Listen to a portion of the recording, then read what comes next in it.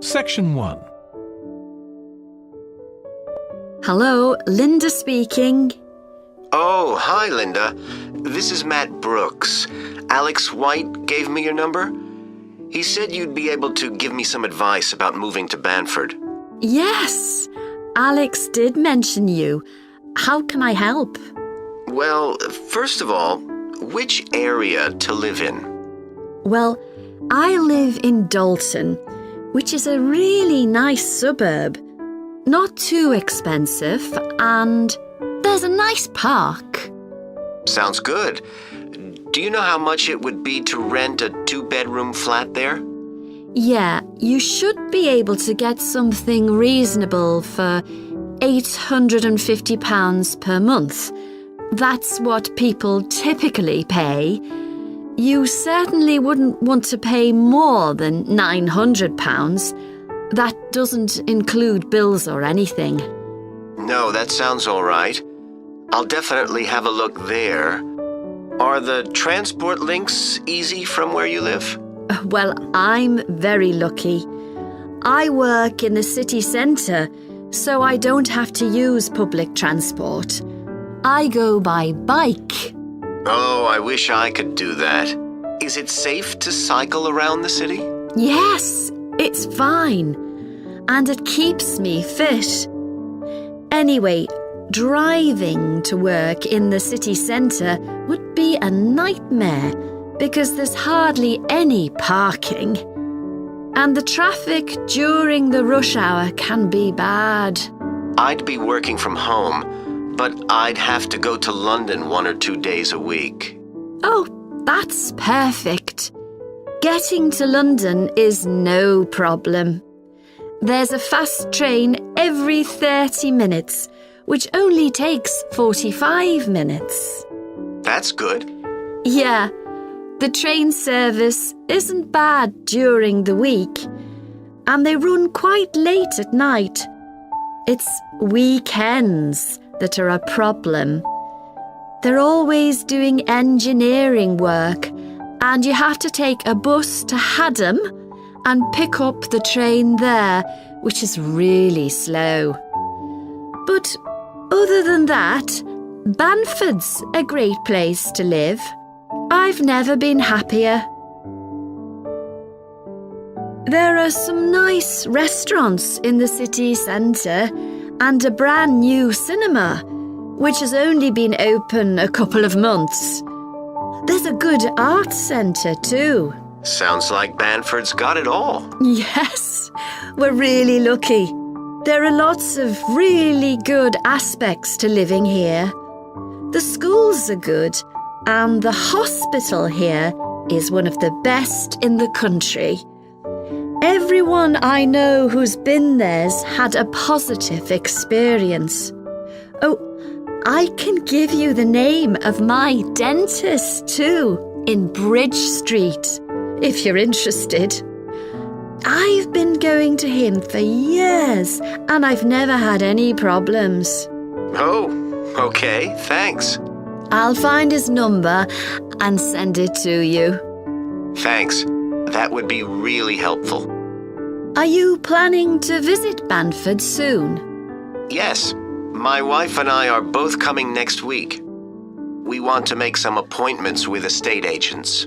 I could meet you if you like and show you around. Are you sure?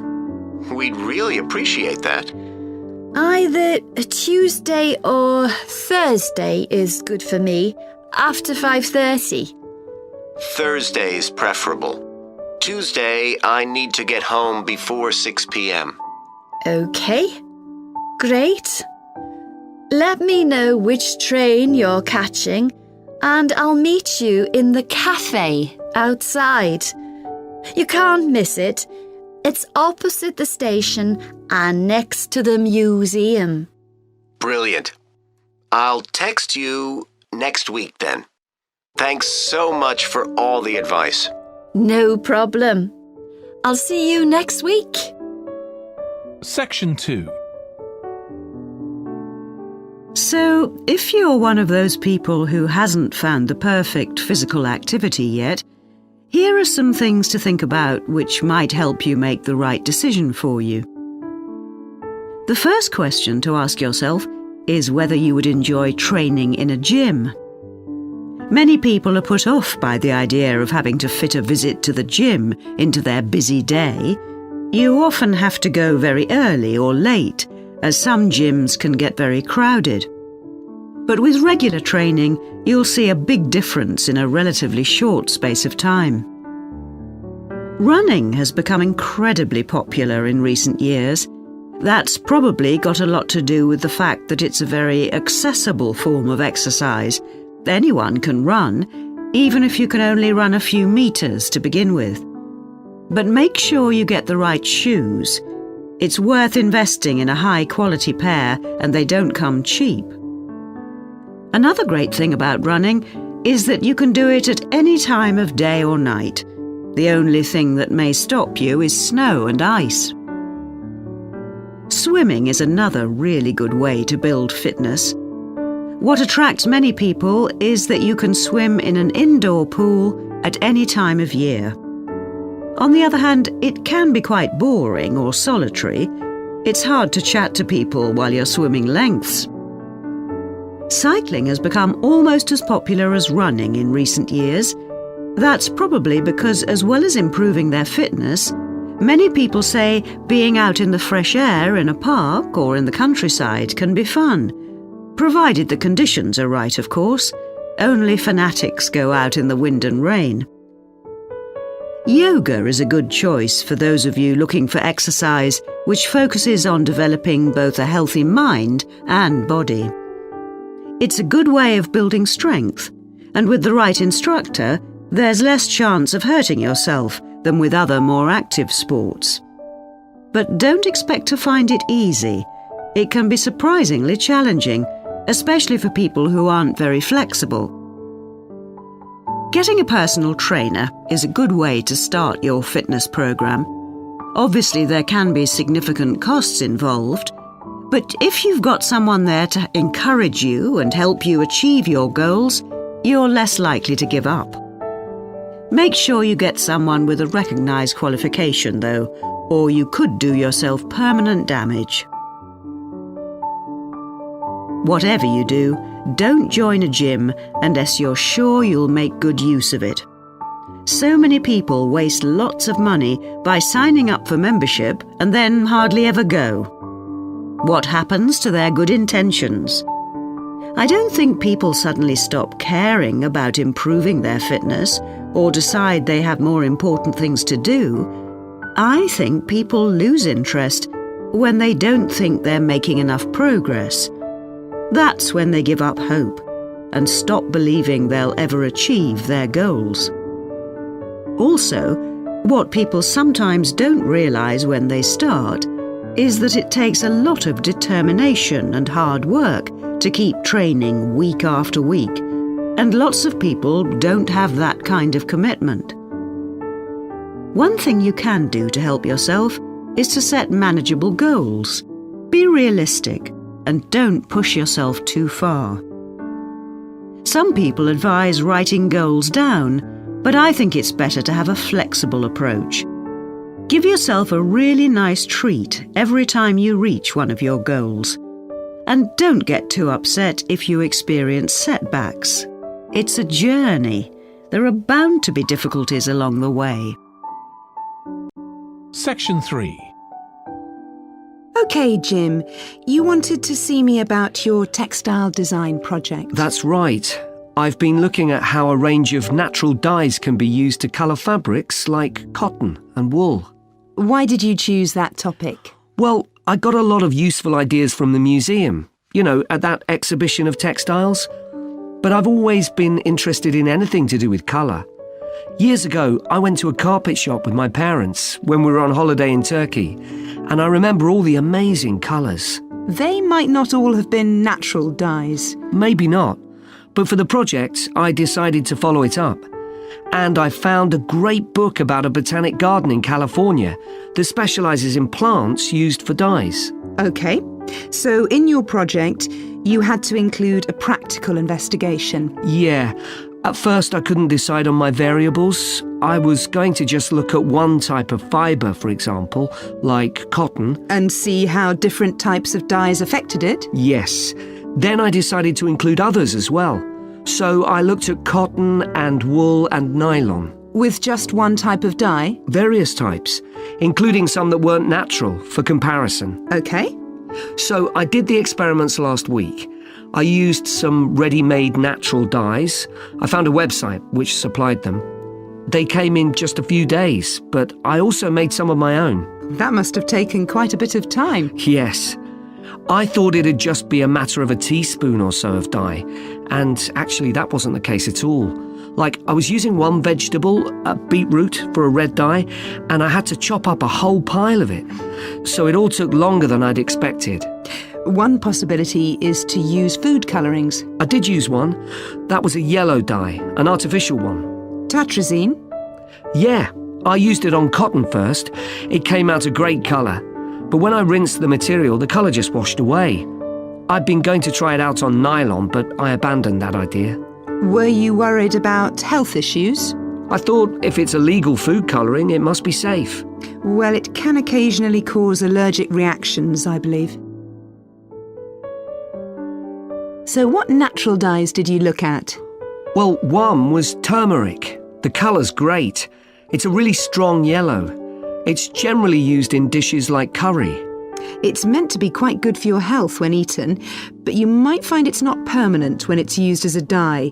A few washes and it's gone. Right. I used beetroot as a dye for wool. When I chop up beetroot to eat, I always end up with bright red hands. But the wool ended up just a sort of watery cream shade. Disappointing. There's a natural dye called Tyrian purple. Have you heard of that? Yes. It comes from a shellfish, and it was worn in ancient times, but only by important people, as it was so rare. I didn't use it. It fell out of use centuries ago, though one researcher managed to get hold of some recently. But that shade of purple can be produced by chemical dyes nowadays. Did you use any black dyes? Logwood. That was quite complicated. I had to prepare the fabric so the dye would take. I hope you were careful to wear gloves. Yes, I know the danger with that dye. Good, it can be extremely dangerous if it's ingested. Now, presumably you had a look at an insect-based dye, like cochineal, for example. Yes, I didn't actually make that. I didn't have time to start crushing up insects to get the red colour, and anyway, they're not available here. But I managed to get the dye quite easily from a website, but it cost a fortune. I can see why it's generally just used in cooking and in small quantities. Yes, it's very effective, but that's precisely why it's not used as a dye. I also read about using metal oxide. Apparently you can allow iron to rust while it's in contact with the fabric, and that colours it. Yes, that works well for dyeing cotton. But you have to be careful as the metal can actually affect the fabric, and so you can't expect to get a lot of wear out of fabrics treated in this way. And the colours are quite subtle. Not everyone likes them. Anyway, it looks as if you've done a lot of work. Section 4. Last week we started looking at reptiles, including crocodiles and snakes. Today, I'd like us to have a look at another reptile, the lizard, and in particular, at some studies that have been done on a particular type of lizard whose Latin name is Tiliqua rugosa. This is commonly known as the sleepy lizard because it's quite slow in its movements and spends quite a lot of its time dozing under rocks or lying in the sun. I'll start with a general description. Sleepy lizards live in Western and South Australia, where they're quite common. Unlike European lizards, which are mostly small, green and fast-moving, sleepy lizards are brown, but what's particularly distinctive about them is the colour of their tongue, which is dark blue, in contrast with the lining of their mouth, which is bright pink. And they're much bigger than most European lizards. They have quite a varied diet, including insects and even small animals, but they mostly eat plants of varying kinds. Even though they're quite large and powerful, with strong jaws that can crush beetles and snail shells, they still have quite a few predators. Large birds like cassowaries were one of the main ones in the past, but nowadays they're more likely to be caught and killed by snakes. Actually, another threat to their survival isn't a predator at all, but is man-made. Quite a large number of sleepy lizards are killed by cars when they're trying to cross highways. One study carried out by Michael Freak at Flinders University investigated the methods of navigation of these lizards. Though they move slowly, they can travel quite long distances. And he found that even if they were taken some distance away from their home territory, they could usually find their way back home as long as they could see the sky. They didn't need any other landmarks on the ground.